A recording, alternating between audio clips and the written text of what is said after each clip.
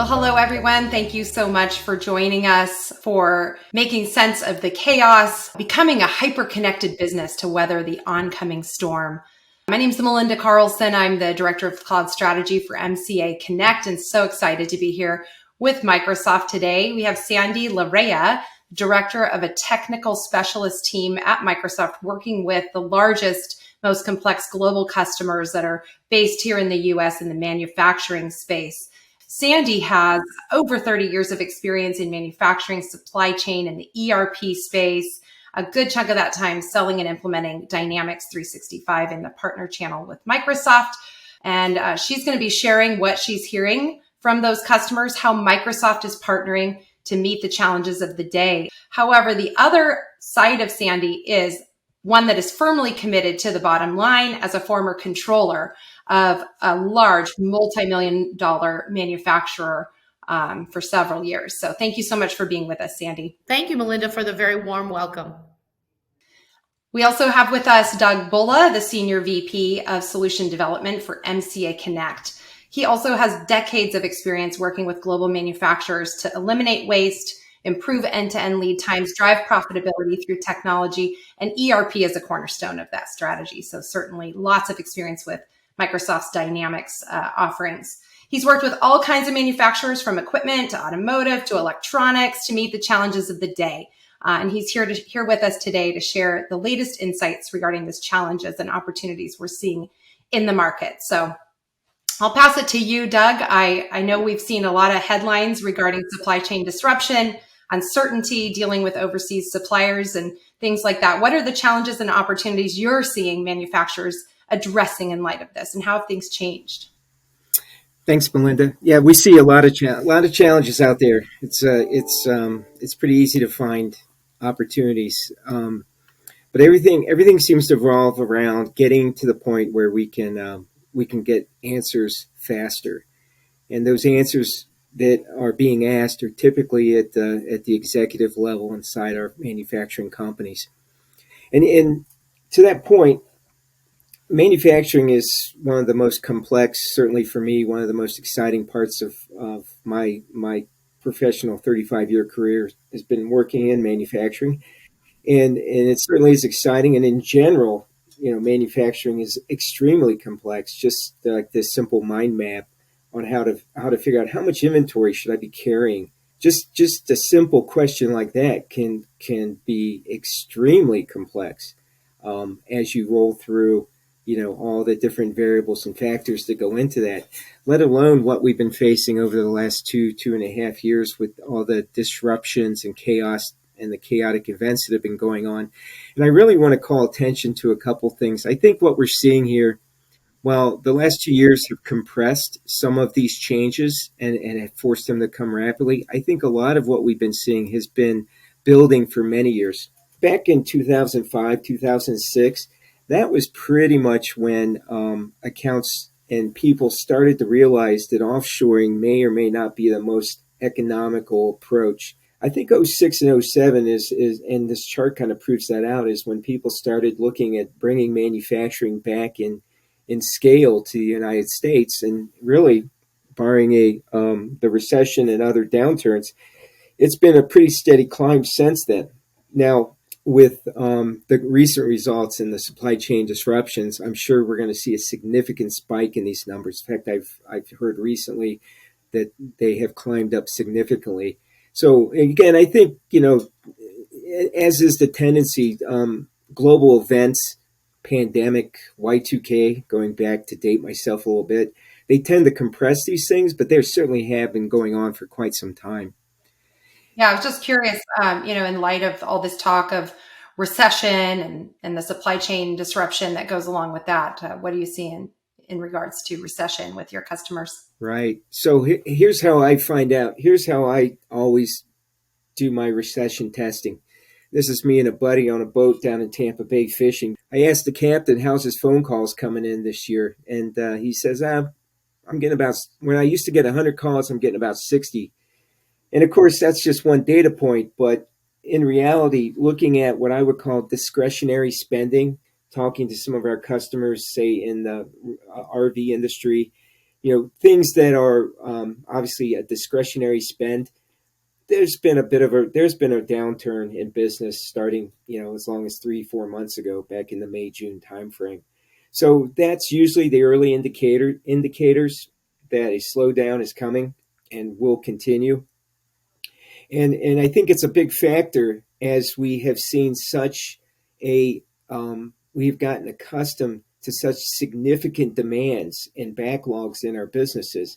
I I I can't recall the last time I walked into a manufacturing company and they said to me, "Oh no, we've got our backlog under control.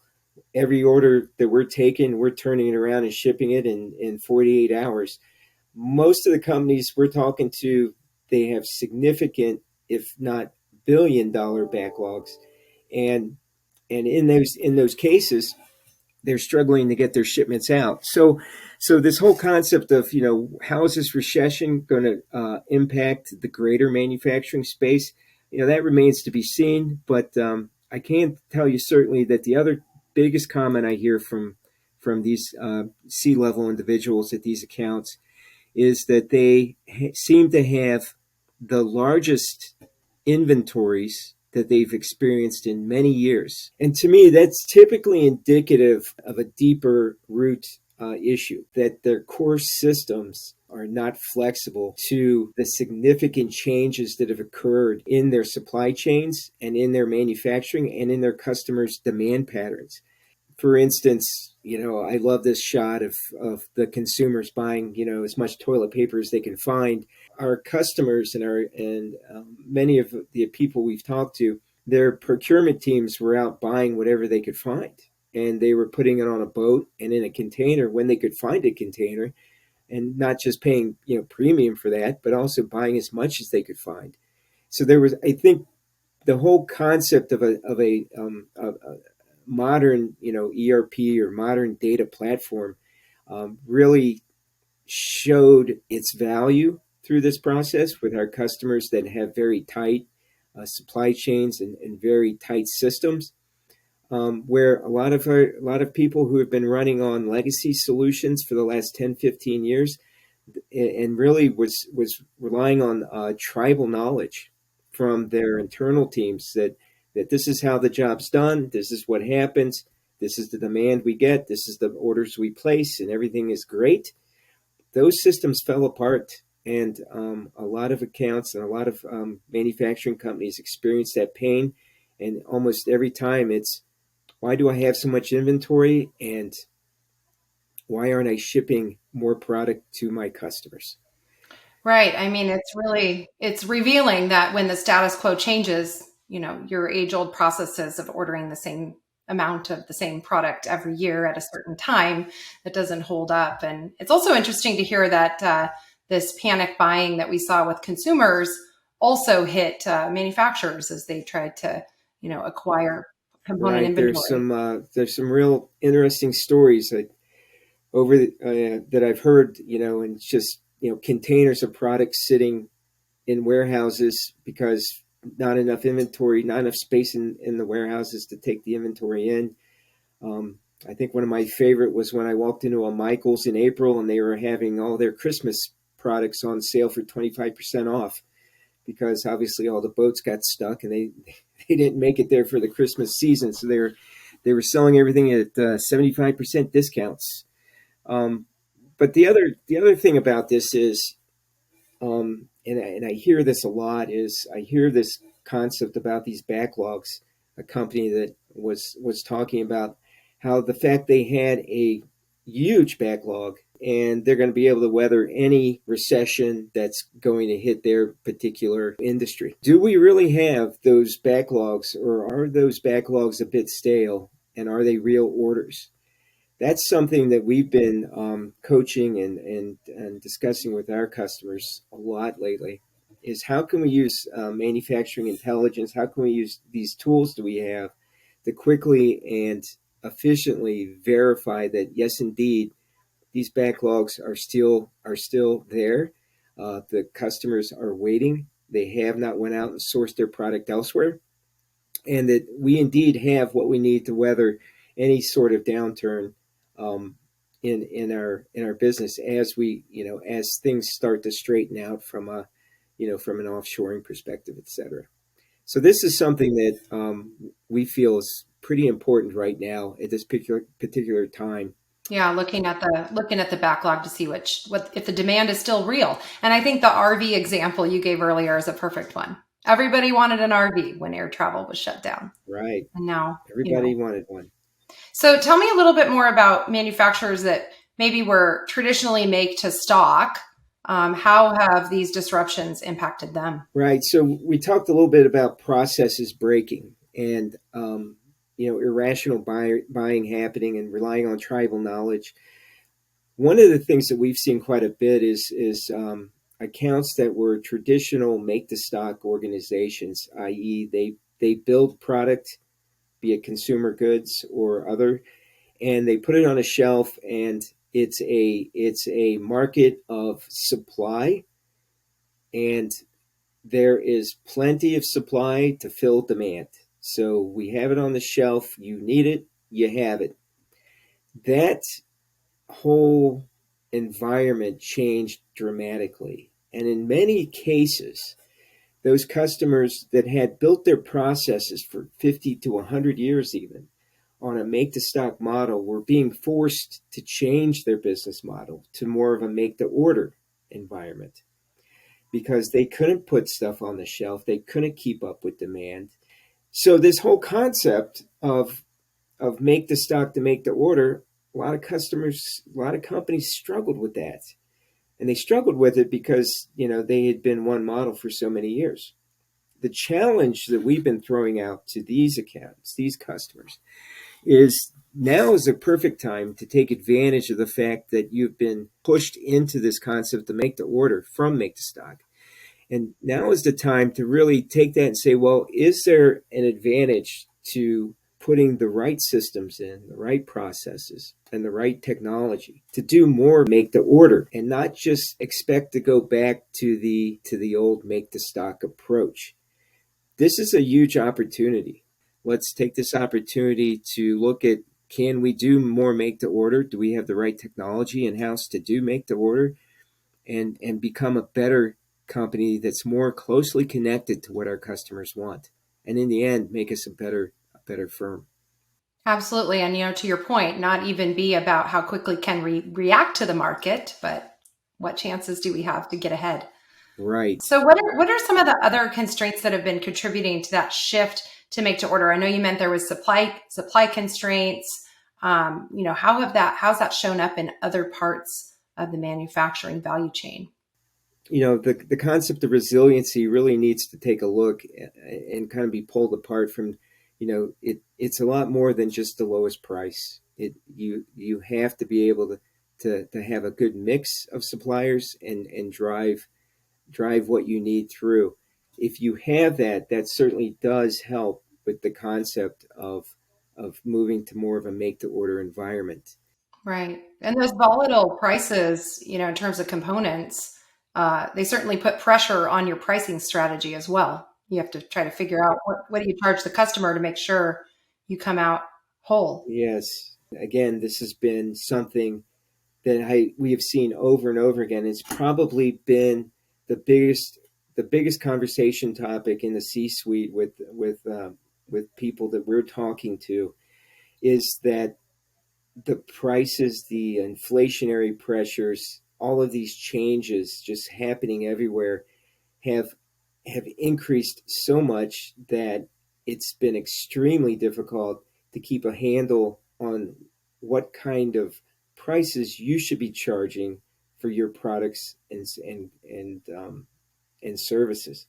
Now, I love this example. Everybody said, "Hey, let's bet on an 18% increase and raise our prices 18%." But guess what? Our costs went up 44%. We had an example of a company that had 600 suppliers coming at them with pricing increases all at the same time. And this is actually an example of their flow as they went through their process of getting from the initial request through the approval process and eventually working its way into, say, the ERP system, and then maybe end up in a cost roll somewhere, and then finally showing up on a financial report. Well, this was taking weeks, if not months. This one was a great example where we were able to take the data, formalize it, surface it up in the cloud, leverage some artificial intelligence and machine learning to do the activities, to do the automatic approvals, and then to really push and alert the right people as to which of these changes they really needed to be aware of, and then also surface those all the way up to the sales teams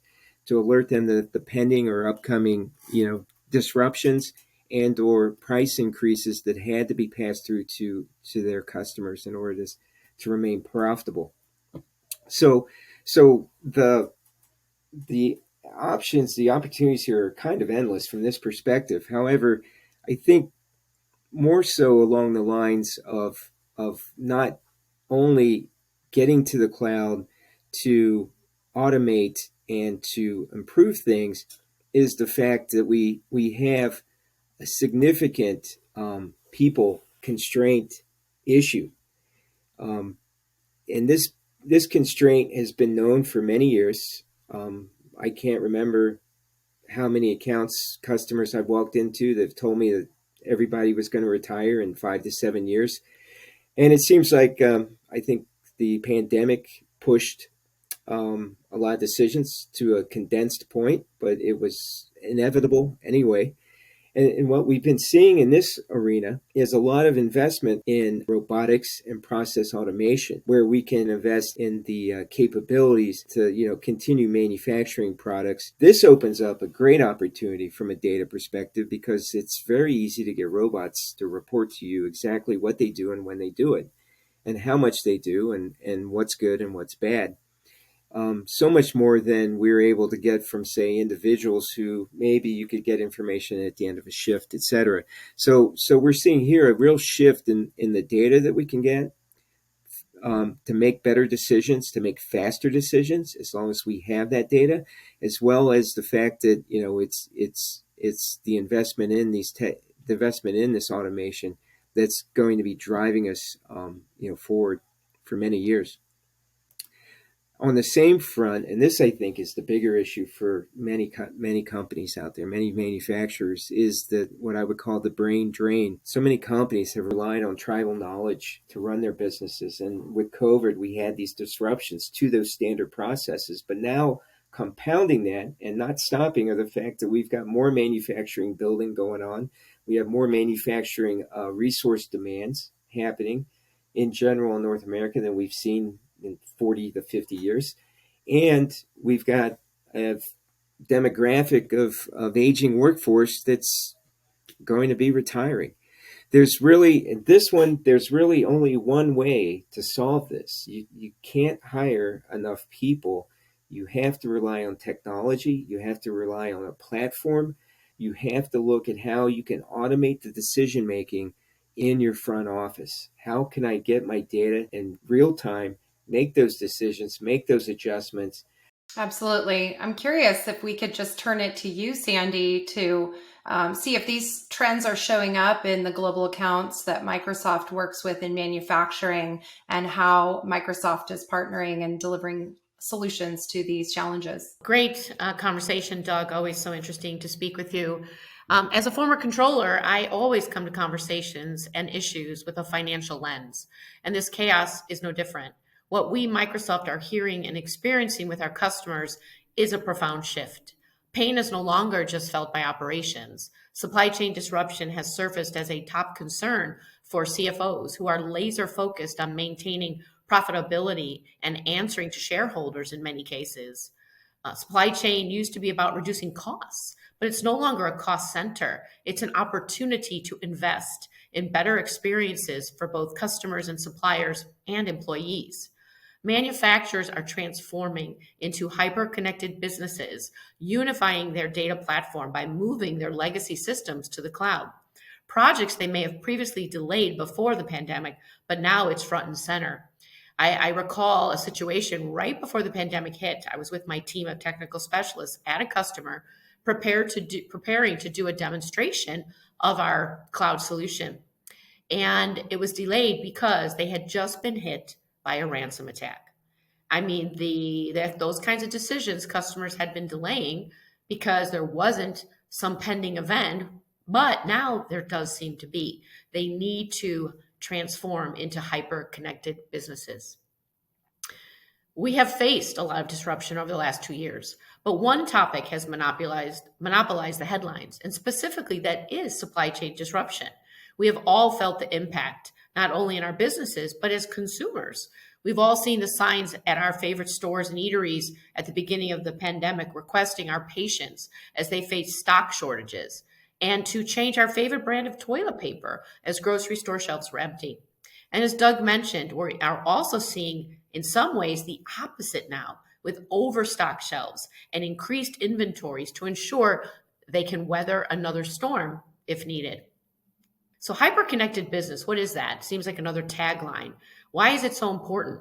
While the day-to-day management of operations falls to your supply chain leaders, what I am hearing from CFOs is they are now facing the urgent imperative of ensuring their company's profitability amidst all of this disruption. The conversation has shifted from how can supply chain costs be reduced to how do we optimize supply chains to best serve customers and manage the bottom line. Hyperconnecting our businesses. Business agility is critical to not only address stopgap fixes, but also look to long-term business model innovation that provides a better experience for both your customers and your suppliers. Questions that come from having a hyperconnected business might include, how much are we spending on expedited shipments? How do we improve supplier relationships? What are our top-selling products and services? How can we forecast demand more accurately? Who are our top suppliers for product X? For service-centric organizations, which offices have capacity issues due to employee leave, or, as Doug said, retirement? How can we better budget for transportation costs? How much revenue has been lost due to canceled orders? Absolutely. And not to mention the pricing decisions everybody's been faced with too, now that supplies have been kind of volatile. So I'm just curious, if there's an example that you could share of, some of the priorities that the CFOs are sharing as far as where they're looking to invest to make this hyper-connected business come to life. Absolutely. CFOs have been telling us that the increased flexibility developed during the crisis is a factor that will make their organizations stronger over the long term. Many report they plan to accelerate automation and new ways of working, leveraging low-code, no-code tool sets, or as Doug brought up, robots. CFOs say changing their supply chain strategies is now a priority. Digital champions within industrial manufacturing have implemented solutions to gain visibility across their end-to-end supply chain. They have implemented supply chain segmentation, enhancing customer centricity, and allowing them to continuously balance service levels, costs, and margins. Organizations with digitally mature supply chains invested heavily into advanced supply chain capabilities last year and plan to continue even stronger levels of investment this year. Executives say more effective risk management is one of several key benefits they are gaining from their investments into advanced supply chain capabilities. A significant number of manufacturing firms say they are undecided on which systems to choose for their supply chains. Digitally mature businesses, they've already made that decision. And forward-thinking businesses have recognized the importance of smart logistics, saying it's a high or a top priority. I'd like to take you through how having a hyper-connected business can help you build a collaborative partnership with your head of supply chain so that you can adopt faster and protect profitability. Now, as a CFO, you might typically start your day in Teams, where you quickly view your CFO Insights dashboard. From this dashboard, you are alerted to a possible cash flow issue in the coming weeks. Now, there could be several reasons for this cash flow, but as the CFO, you decide to start with your operations organization to check into order fulfillment. Now, moving to another dashboard detailing order history, there are many orders showing as delayed. Drilling further into the data, you will see several large orders delayed from the prior quarter. Inquiring further, there are notes in the timeline indicating supply chain issues with the vendor. Leveraging the chat option in Teams, you can quickly reach out to your supply chain lead to get an update on the issue. This visibility is made possible by connecting financial, operational, and organization data. While we only drilled into one scenario, you can see how having the right visibility provides the predictability needed to understand the impact of supply disruptions on your profitability. Absolutely. So essentially, a hyper-connected business is one where you have full visibility across those organizational silos and different functions that contribute to the success in fulfilling customer orders. I'm curious then if you could just take us through some of the foundational capabilities and offerings that Microsoft has to help our customers meet these challenges and be ready for the next disruption. Absolutely. Mitigating supply chain disruption, ensuring business continuity, and assurance of price and service are now vital to safeguarding long-term business viability and remaining competitive and profitable. This requires a new set of success metrics and collaboration cadence within your executive teams. Satya Nadella stated at Microsoft Ignite 2021, going forward, every business process will be collaborative, powered by data and AI, and will bridge the digital and physical worlds. He said that organizations will need to have multi-cloud capabilities and be able to tap network edge technologies. Advanced technology solutions, as Satya Nadella referenced, helps companies meet critical business needs like enhancing supply chain visibility, gaining planning agility, and empowering workforces to ensure business continuity. Solutions that can easily integrate with each other and other external systems is key. This way you can unify all the data in real time, analyze this data, and generate predictive insights using artificial intelligence to proactively detect opportunities and risks within your organization. All the way from planning to procurement to manufacturing to distribution, order orchestration and delivery, and of course, finally, your financials. At Microsoft, we are innovating to help you build a hyper-connected business that thrives, even in the face of disruption, with uniquely composable applications that allow you to innovate at your pace. Microsoft offers a comprehensive technology portfolio to support every organization across their business needs. We're the only company that has a full tech stack. Of course, this includes our SaaS applications, including our productivity suite with Microsoft 365, but also LinkedIn and Dynamics 365. This also includes our PaaS offerings, notably GitHub and Power Platform. And of course, there's the infrastructure layer, Azure. It's the platform that supports all our technology with a foundation of integrated identity, security, management, and compliance offerings spanning every part of your cloud solutions. But while the technology is important, it really is about how the technology allows our customers and our employees to achieve more. Here's a snapshot of what makes up Dynamics 365, our solution landscape for manufacturing customers. While Microsoft offers a robust ERP solution, which can help in the creation of a hyper-connected business, we recognize our customers may need more than that or may not be looking to replace their current system. Many of the solutions we offer are interoperable, constituent business applications.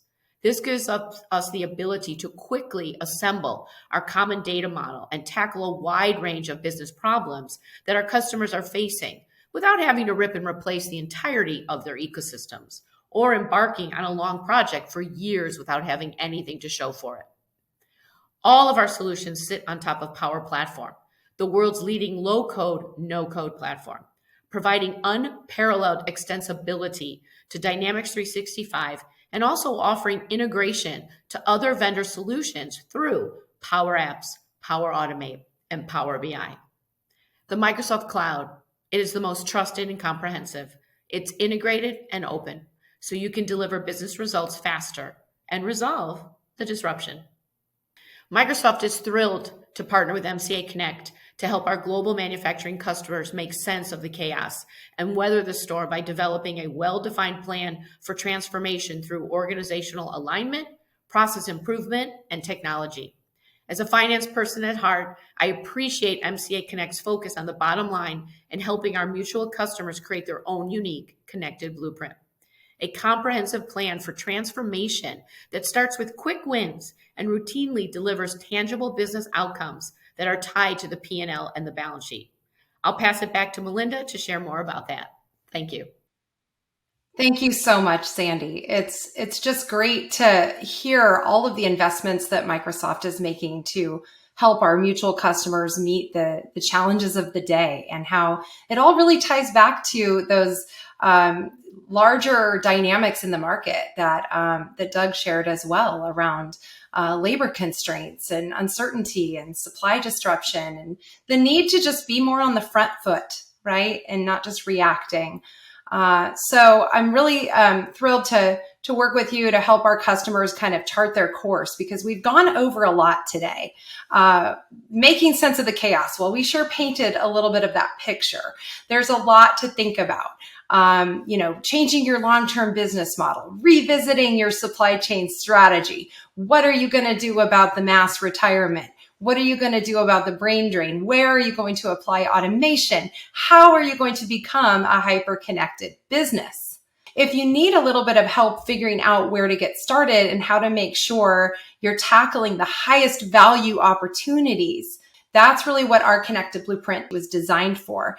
And it's a very quick hit, 4 to 8 week strategy engagement with some of our experts in the industry, 20 and 30 years of experience on our manufacturing strategy team. We assess, do a Gemba walk around the plant floor with the operations leaders to align everyone around where the opportunity exists to achieve operational efficiency, improve quality, reduced end-to-end lead times, you name it. And as we go into prioritizing those improvement opportunities that have been identified by the joint team, we utilize the Kaizen pick chart. We help you kind of just lay out, here are all those opportunities we uncovered, and here's kind of how we might think about prioritizing, tackling those. They are mapped into a phased execution plan that has tangible returns identified at regular intervals, and that every improvement is tied back to the P&L and the balance sheet. So many of our customers do these routinely each year or even quarterly. It's a great way to align business and IT stakeholders, from subject matter experts to executives, on where we need to invest and make some change. And we have customers that say it helps them make decisions in weeks rather than months or years. We have customers that we've helped reduce their end-to-end lead times by as much as half. We have identified processes with non-value added steps that make up 60% of the process. We have factory IT footprint that we've been able to consolidate and reduce by about 75%, 2,000 servers, reducing downtime by 50%, ultimately on-hand inventory by 36%. You can see how this all translates to better serving your customers, partnering more closely with your suppliers, and ultimately optimizing your cash flow. The Connected Blueprint can be scoped to a very urgent pain point or targeted part of your business, or it can be a very broad, cross-functional strategic planning tool. In many cases, you can access co-investment funds from Microsoft as well to partner with MCA Connect to get started. That comes to the end of our time. I hope you've been inspired on how to make sense of the chaos and what your next step in the journey might be. Thank you so much, Doug and Sandy, for being with us. And thank you, everyone, for taking time to join us today.